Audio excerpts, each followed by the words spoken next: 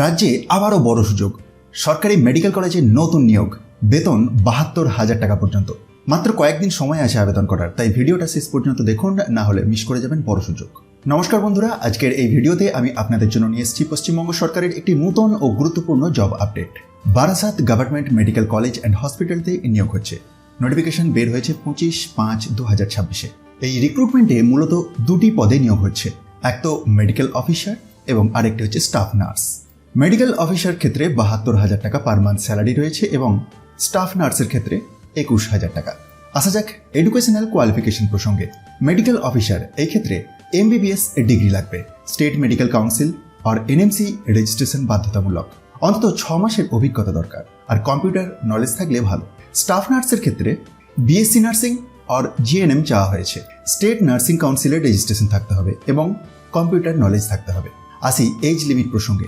Medical অফিসারের ক্ষেত্রে সর্বোচ্চ বয়সসীমা ৭০ বছর এবং স্টাফ নার্সের ক্ষেত্রে সর্বোচ্চ বয়স ৬০ বছর। তবে সরকারি নিয়ম অনুযায়ী বয়সের ছাড় আছে রিজার্ভ ক্যাটাগরির ক্যান্ডিডেটদের জন্য। কিভাবে আবেদন করবেন? অফলাইন মোডে আপনাকে আবেদন করতে হবে। অ্যাপ্লিকেশনের ফর্ম অ্যানেক্সার 1 এর মধ্যে দেওয়া আছে, অর্থাৎ এই অফিসিয়াল বিজ্ঞপ্তির একটু নিচের দিকে স্ক্রল ডাউন করলে আপনি অ্যাপ্লিকেশনের পুরো ফরম্যাটটি দেখতে পাবেন। সমস্ত ডকুমেন্টসের সেলফ অ্যাটেস্টেড কপি সহ জমা দিতে হবে আপনাকে। অ্যাড্রেস আপনি এই অফিসিয়াল PDF এর মধ্যেই পেয়ে যাবেন। আর এটিকে কিভাবে ডাউনলোড করবেন সেটির জন্য ডেসক্রিপশন বক্সে দিয়ে দেওয়া টেলিগ্রাম চ্যানেলের লিঙ্কে গিয়ে জয়েন হয়ে যান, কারণ সমস্ত ভিডিওর যে অফিসিয়াল নোটিফিকেশন সেগুলি এই টেলিগ্রাম চ্যানেলের মাধ্যমে শেয়ার করা হয়। আবেদন করার শেষ তারিখ 9 জুন 2026।